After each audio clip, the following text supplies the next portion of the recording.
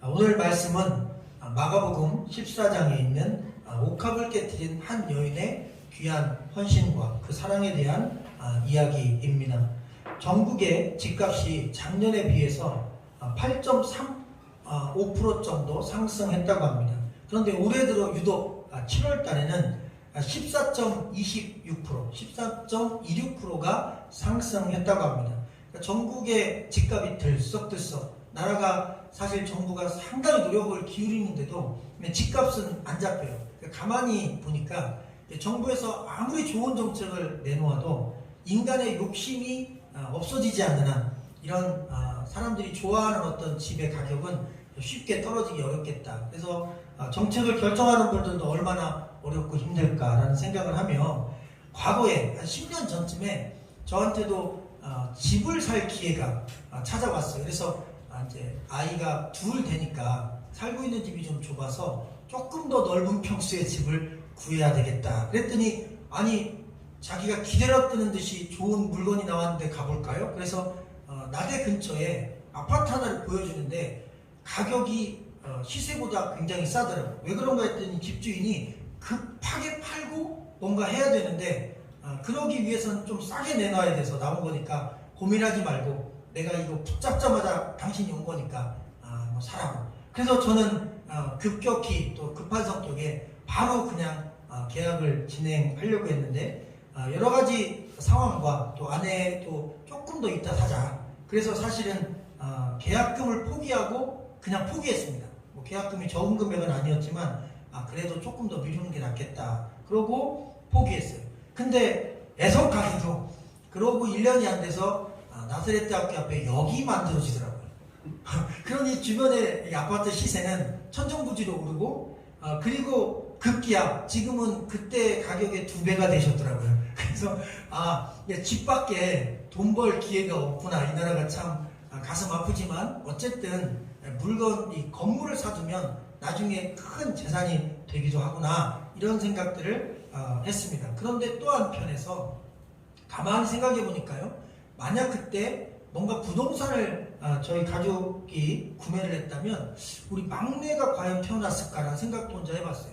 왜냐하면 보통 이런 건물을 구입하게 되면 부부가 다 맞벌이 하면서 돈을 많이 벌고 이걸 상환해야 되니까 뭐 셋째, 넷째 이렇게 더 추가로 아이를 더 낳는다는 생각은 아예 엄두도 못 내게 되다 보니 이 막내를 만날 가능성을 잃어버리지 않았을까라는 생각을 해보았습니다. 잠잘 때 또 집에 들어갈 때마다 사실 우리 셋째 딸이 주는 즐거움이 매우 큽니다. 막내가 예쁘다더니 내리사랑이라더니 어른들 말이 한마디도 틀린 말이 없어요. 심지어 자면서 뭐 이렇게 잠꼬대를 해도 예쁘고 방귀를 껴도 예쁘고 화장실 간다고 저를 잠자고 있는데 깨워도 예쁘고 그냥 엄마가 항상 막내딸 너무 예뻐하니까 너무너무 예뻐한다고 그러시는데 예뻐서 어쩔 줄 모르겠어요. 진짜 예쁘더라고요. 그러니까 손주 손녀라면 또 얼마나 좋을까 이런 생각도 해보니까 정말 이 자녀가 주는 감사 또 이 기쁨은 이루 말할 수 없는 것 같아요. 사랑하는 자녀와 과연 바꿀 수 있는 가치, 소유는 무엇일까? 오늘 말씀을 생각하며 한번 깊이 한 주간 생각해 봤습니다. 여러분 서울 시내의 모든 부동산을 저에게 다 준다 해도 제가 셋째 딸과 바꿀 수 없을 것입니다. 아마 부모들은 다 마찬가지일 거예요. 그러니까 세상의 어떤 물질적인 가치도 사랑하는 사람과 바꾸는 것은 불가능한 것입니다. 그게 아무리 비싸고 좋은 것이라도 사랑하는 사람과는 바꿀 수 없어요. 왜? 그 가치의 무게가 다르기 때문인 것입니다. 오늘 말씀에 바로 이런 가치의 문제가 나옵니다. 물질로 아주 비싼 향유 옥합 하나를 깨뜨린 여인을 향하여 제자들은 왜 그걸 허비하느냐, 땅에다 쏟아 부었느냐, 그걸 팔아서 수천만 원의 가격을 가지고 이것저것 할 일, 사회사업이 얼마나 많은데 하며 책망했고 예수님은 좋은 일을 했다고 칭찬하셨고 이런 대립의 문제가 오늘 말씀에 나오면서 우리에게 교훈을 줍니다.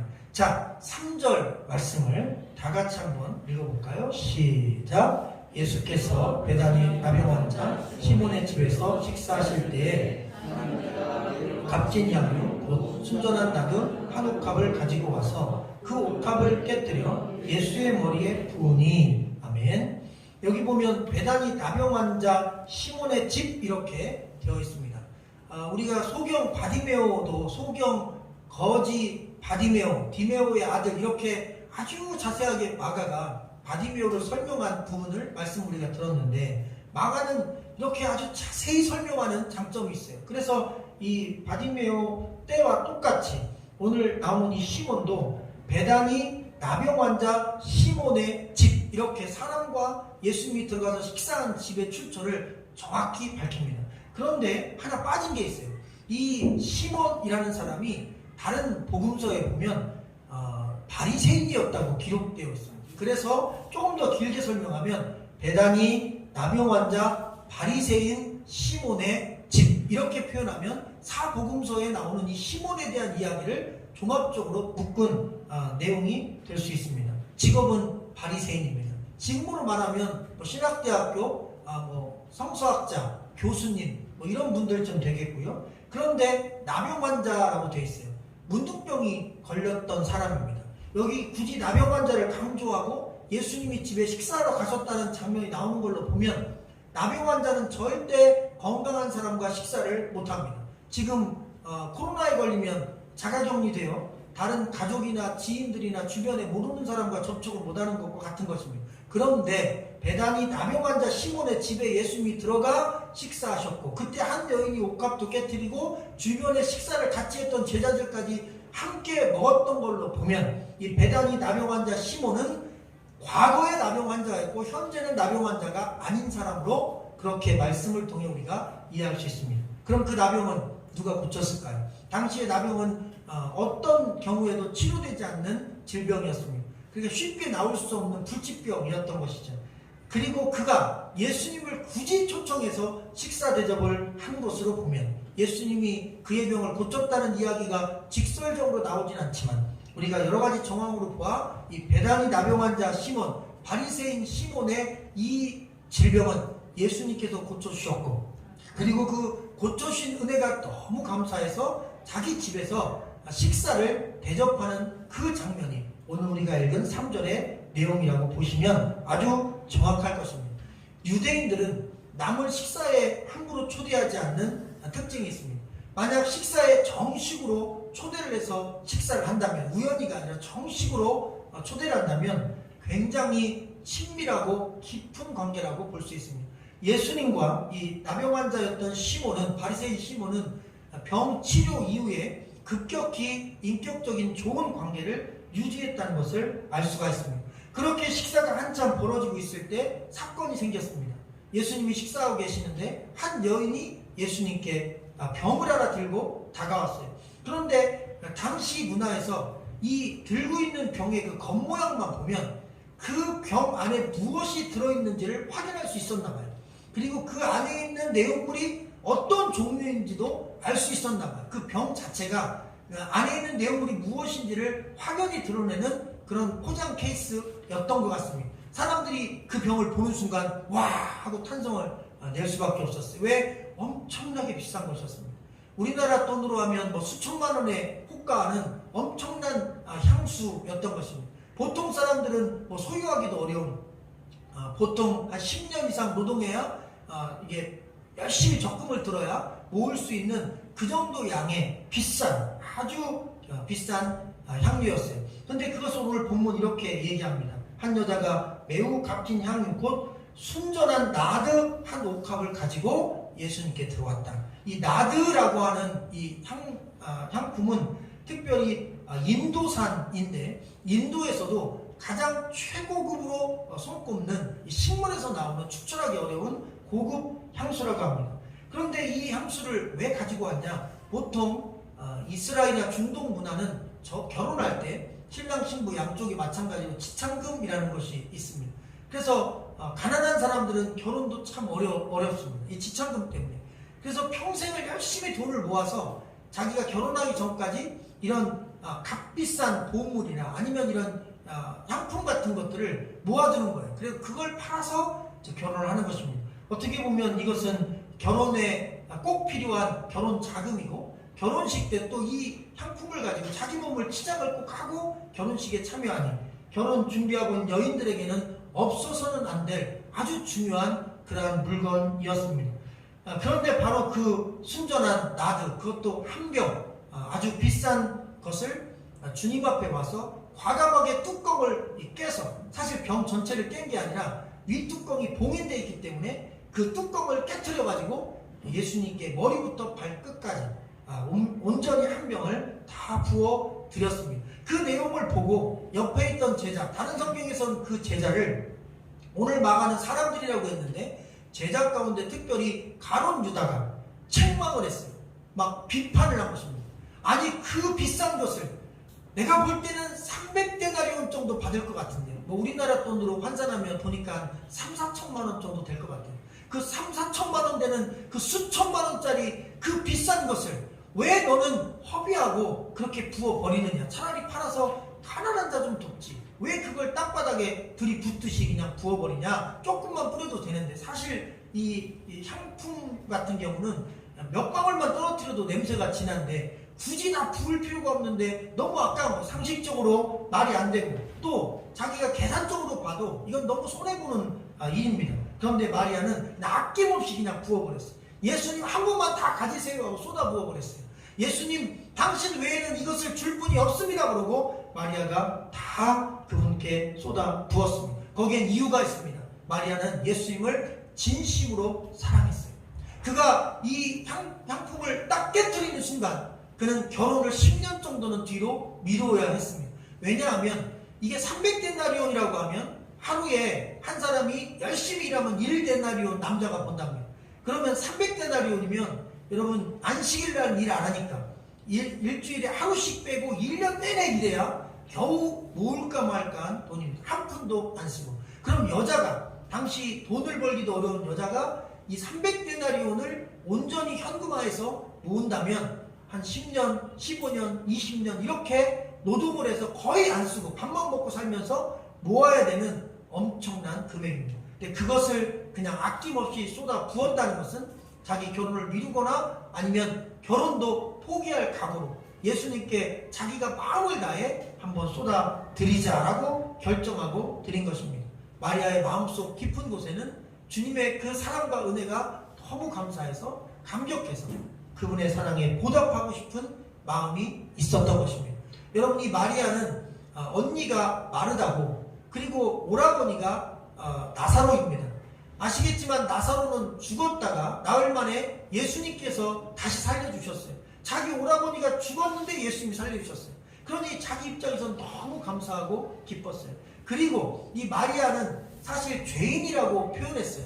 그 당시 여자를 향하여 죄인이라고 표현하면 그거는 볼 것 없이 정상적인 방법으로 돈을 번 게 아닙니다.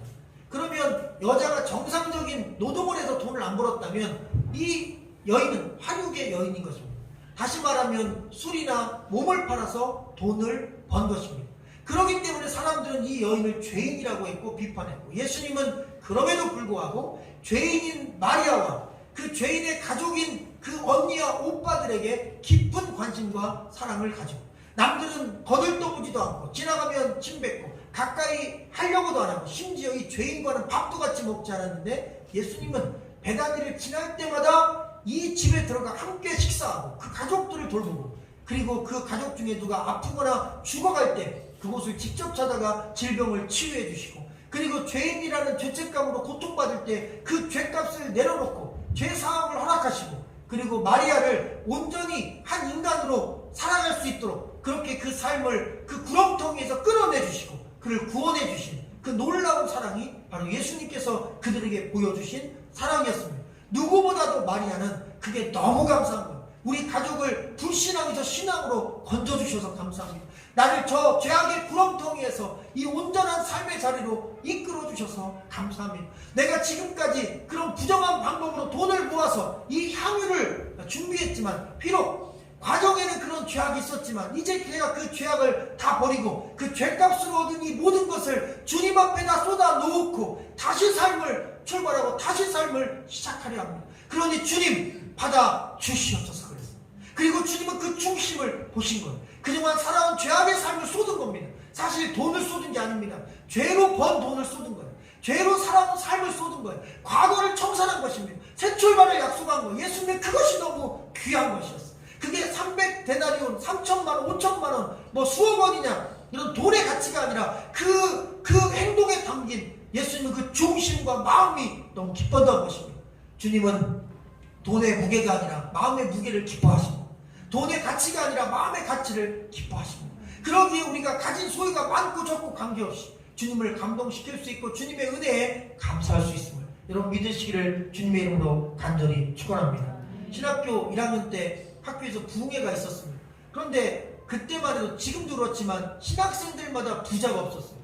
아마 전교생 중에 한두 명 돈이 좀 넉넉하고 대부분은 참 어렵고 힘들게 학비 내고 기숙사비 겨우 내고 아니면 뭐 이렇게 분할해서 내고 용돈 뭐 1, 2만 원 받아가지고 한 주 생활하고 그래서 참 어렵게 지냈던 시절에 저는 어머니와 함께 학교를 들어갔다고 해서 학교 신문기자가 취재도 왔어요.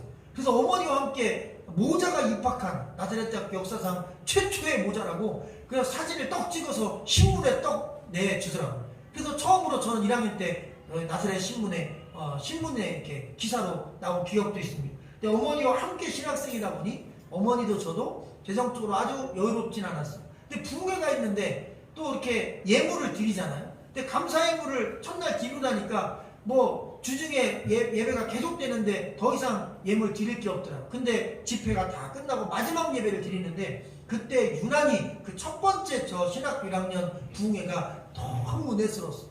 말씀도 너무 좋았고 그리고 순수한 마음에 그 말씀을 다 받아들이니까 정말 뭔가 드리고 싶은 거예요. 그런데 중요한 건 어머니도 저도 이미 초반에 다 드려가지고 이제 집에 돌아갈 차비 말고는 아무것도 없어요. 근데 뭔가 드리고 싶어요.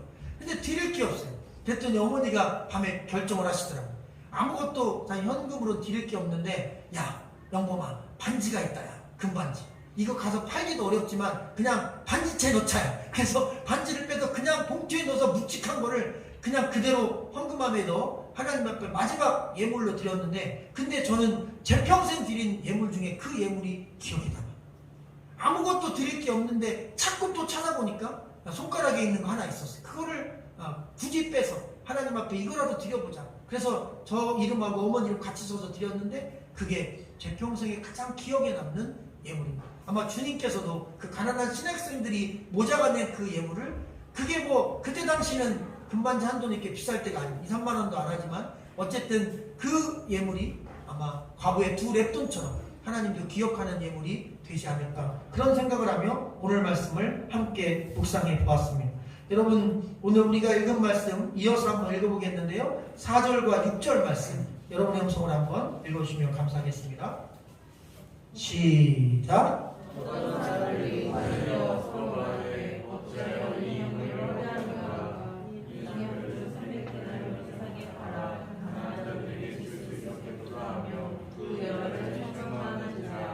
예수께서 이르시되 가만두라 너희가 어찌하여 그를 괴롭게 하느냐 그가 내게 좋은 일을 하였느니라. 아멘.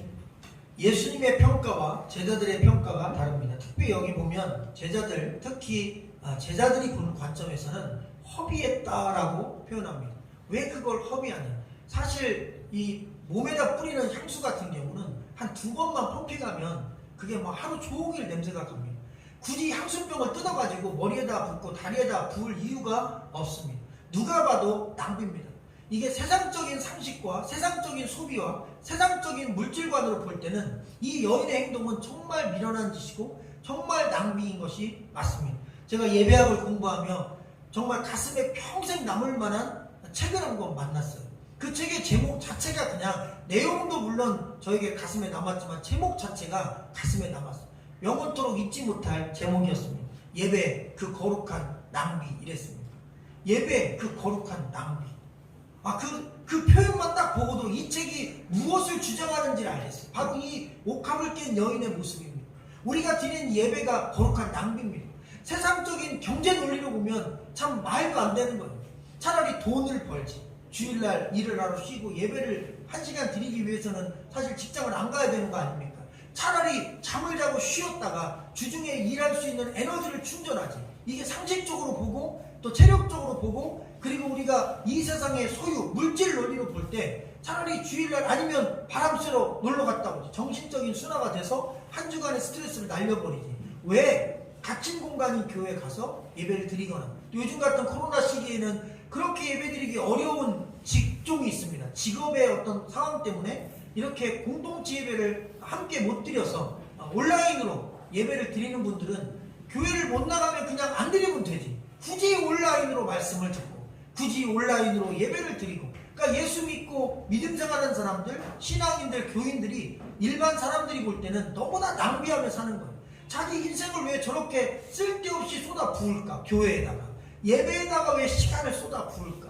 그 귀한 시간을 좀 더 효율적이고 효과적이고, 그리고 자기가 얻을 수 있는 어떤 이 세상 소유의 관점에서 노력하면 더 나은 삶을 살 텐데 왜 저렇게 가만히 앉아서 허비할까? 그런데 여러분, 예배는 원래 거룩한 낭비인 것입니다. 세상 사람들이 볼 때는 거룩한 허비인 것입니다. 그러나 중요한 게 있습니다. 이 거룩한 낭비가, 이 거룩한 허비가 그 중심을 보시는 그 주님께서 기뻐하시는 예배라면 우리는 이게 세상적으로는 낭비지만 영적으로는 낭비가 아닌 것을 믿으시기를 주님의 이름으로 간절히 축원합니다. 신앙생활, 예물생활, 교회를 위해 헌신하고 복음을 위해 내 삶을 불태우는 성기적인 삶의 그 모든 여정은 절대로 하나님 나라 앞에 낭비가 아니라 오늘 주님이 평가한 것처럼 내게 좋은 일이다, 이렇게 말씀하고 계심을 여러분 믿으시기를 주의 이름으로 축원합니다. 또한 여러분, 여기 되게 좋은 일이라고 했는데 예수님이 기뻐하실 만한 이유가 있어요. 예수님이 이 땅에 인간으로 오셨습니다. 그러나 예수님의 본체는 하나님이십니다. 그런데 그 하나님이 인간으로 이 땅에 오셨는데요, 태어나셨을 때 동방박사 세 사람만 예수님을 왕으로 대접했습니다. 황금, 유향, 모략을 갖고 와 너무나 귀한 왕이 태어날 것을 우리가 하늘에 찬란한 별을 보며 동방에서부터 당신이 태어날 걸 보고 와서 예물을 드립니다 그러고 절을 했어요. 그런데 그때 동방박사 세 사람도 예수님을 하나님으로 대접하진 않았습니다. 예수님을 그 중동 지역의 왕으로 그렇게 생각하고 찾아온 거예요. 비록 허름한 마구간에서 태어났지만 이분은 뭔가 훌륭한 인물, 아니면 왕이 될 뿐이다 생각하고 경배를 한 것입니다. 하나님으로 인정하고 경배한 게 아닙니다. 그런데 여러분, 오늘 이 마리아, 이 여인이 한 행동은 다릅니다. 이 여인은 이 병을 깨가지고 예수님 머리에 부었어요. 그런데 성경에 보면, 성경에 이 머리에 기름을 붓는 경우는 그렇게 흔하지 않습니다. 제사장한테 붓습니다. 왕에게 붓습니다. 선지자에게 붓습니다. 그러니 이 여인에게 있어서 예수님은 유일한 제사장이었어요. 유일한 선지자였어요. 유일한 왕이었어요. 종합으로 얘기하면 이 여인에게 예수님은 하나님이셨던 거예요. 예수님은 자기의 믿을 유일한 신앙의 대상이었던 거예요. 정확하게 예수님이 누군지를 깨닫고 그에게 아낌없이 당신은 나의 주인입니다. 당신만이 나의 하나님입니다. 당신만이 나의 구원자입니다. 그리고 그 믿음의 고백으로 그냥 아낌없이 쏟아 부었던 것입니다. 예수님을 유일하게, 예수님의 그 33년 4개월의 삶을 통틀어 유일하게 예수님을 하나님으로 대접한 딱 한 사람, 바로 이 여인이었던 것입니다. 예수님은 감격스러웠던 것입니다.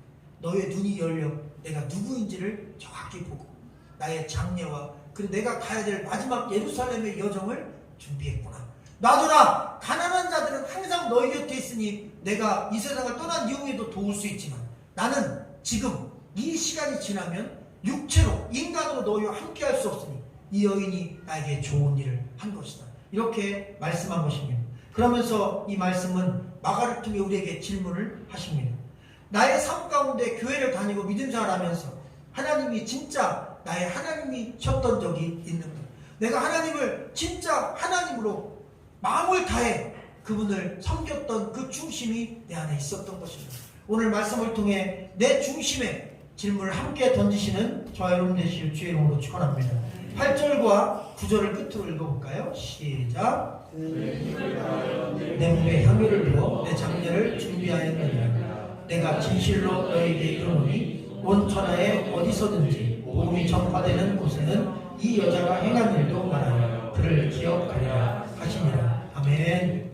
오늘 마가는 이 여인의 행동을 굉장히 심플하게 기록해놨어요. 그러나 사복음서에 보면 좀 더 자세한 내용들이 들어와 있어요. 이 향품을 붓고 그리고 무릎 꿇고 눈물로 막 뚝뚝뚝 떨어지는 눈물로 예수님의 발을 씻어드리고 그리고 자기 머리를 풀어가지고 머리로 그 젖은 곳을 다 닦아드리고 자기 머리카락을 수건으로 걸레로 사용하여 예수님의 몸에 흐르고 있는 그 모든 기름들, 그리고 자기 눈물 묻은 발을 다 깨끗하게 씻어주십니다. 그러면서 이 여인의 이 행동을 책망하는 시몬과 그리고 여인의 행동을 책망하는 제자들을 향하여 예수님께서 오히려 책망하셔서 특별히 시몬에게 책망했어요.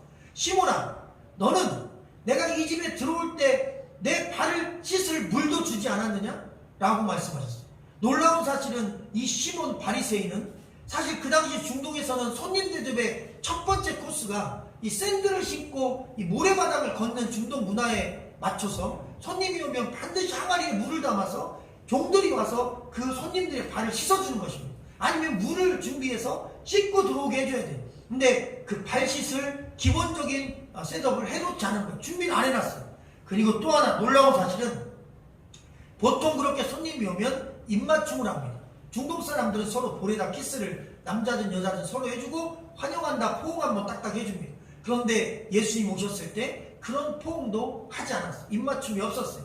그리고 또 하나, 여러분 원래 이렇게 손님이 오면 감당류를 얼굴이나 몸에 살짝 뿌려드립니다. 향품을 뿌리듯이. 그렇게 해서 환영합니다 하는데 그 감당류가 사실 비싸지 않아요. 그래서 우리 지금 손세정제처럼 밖에다 세팅해 놨다가 그렇게 뿌리는 것입니다. 그 기본적인 세 가지 조건도 갖추지 않고 반만 준비한 거예요. 다시 말하면 바리새인 그리고 자기의 몸을 치료해준 은인을 자기 집에 모시면서 시몬은 전혀 마음을 담지 않은 것입니다. 형식적으로 내가 식사라도 한번 모셔야지 라고 하는 형식적인 마음으로 예수님 모신 것을 보게 됩니다. 그런데 그 식사 자리에 찾아온 여인은 올 때부터 울면서 들어왔고 자기 눈물로 예수님의 발을 적셨고 자기 머리털을 풀어 예수님의 발을 닦아드렸고 그리고 그 여인은 자기 일평생 모은 가장 값진 향유를 감당류가 아니라 나드, 그것도 가장 비싼 향유를 예수님 머리와 몸과 발에 다 온전히 싹 다 부어드리며 예수 그리스도의 장례를 준비하고 예수 그리스도를 하나님으로 대접하고 예수 그리스도를 눈물로 감사하며 사랑하며 그렇게 섬겼던 것을 보시고 비교하며 기뻐하셨던 것입니다. 그리고 책망하셨던 것입니다. 겉모양으로 화려하게 마치 그럴듯하게 신앙생활 하듯이 그렇게 나를 대접하는 것처럼 너는 준비했지만 너의 마음과 중심에 진짜 나를 사랑하는 마음이 있는 것이냐? 너의 마음속에 내가 진짜 하나님이냐? 지금 시몬에게 말하고 있는 겁니다. 오늘날 여러분 사실 우리 한국 교회가 그리고 우리 교회 안에 있는 목회자들이나 성도들 모두가 여러분 이 말씀은 귀담아 들어야 됩니다. 겉모양은 교회가 화려해졌고 예배 형태는 뭐 풀밴드도 있고 막 너무너무 좋은 순서들이 많고 그리고 말씀도 목회자님이 막 열심히 전하고 그런데 그 말씀 속에 하나님이 있는 것이냐? 말씀 속에 예수님의 은혜가 있는 것이냐? 말씀 속에 주님이 주인 되시는 것이냐? 그리고 그 교회와 예배 중에 주님이 진짜 존경받고 주님이 진짜 사랑받고 주님이 진짜 인정받고 우리가 마음을 쏟아 그분을 섬기고 있는 것이냐? 내가 너에게 진짜 하나님이냐? 이 교회의 진짜 주인이 나 여호와 하나님이신 것이냐? 그렇게 지금 마가를 통하여 우리에게 도전을 던지십니다. 여러분 겉모양보다 중심이 중요합니다. 마음이 중요한 것입니다. 우리가 마음으로 얼마나 주님이 우리를 구원하시고 나를 위해서 십자가에 못 박혀 죽으신 그 은혜에 감사하며 또 예배를 드리며 또 우리가 정성을 쏟으며 그리고 신앙의 길을 걸어가느냐, 우리의 중심이 그분께 얼마나 쏟아져 있느냐는 우리의 신앙과 믿음이 주님께 인정받는 길인 것을 믿으시기를 주님의 이름으로 간절히 축원합니다. 나의 죄를 구원하기 위해 예수님께서 십자가에 기꺼이 못 박혀 그 생명을 버리셨습니다. 그리고 그것을 우리가 믿고 그 신앙 안에서 우리를 구원하신 주님께 감사한다면 우리가 우리에게 주어진 그 어떤 것이라도 그분께 아까워할 이유가 없으며 우리가 이 땅에서 주님께서 우리에게 허락하신 그 놀라운 사랑과 비교할 가치는 없는 것입니다. 오늘 마가가 주는 질문입니다. 주님 한 분만으로 나는 감사하고 만족한 것인가? 주님은 나와 내가 가진 모든 것보다 더 우리 주 예수가 귀하신 것인가? 나의 믿음은 이 여인처럼 순전한 것인가? 진실한 것인가?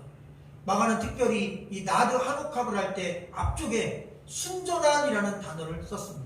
이 순전한 나드라고 하는 표현은 이 나드라고 하는 이 안에 들어있는 내용물이 진짜라는 걸 강조하기 위해 쓴 것입니다. 그런데 이 순전한 나드가 이 순전한 진실한 그리고 정직하고 온전한 신앙을 가진 이 여인과 동일한 중심이라는 것입니다.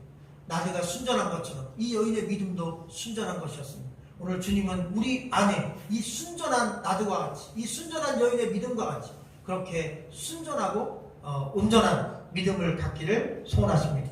그 믿음으로 주 섬기며 이 세상 그 어떤 가치보다 나를 구원하시고 나를 살리신 우리 주 예수 그리스도를 더한 가치로 믿고 신앙하며 믿음을 고백할 수 있는 우리 모든 성도님들 되시라 하나님의 말씀이었습니다. 기도하겠습니다.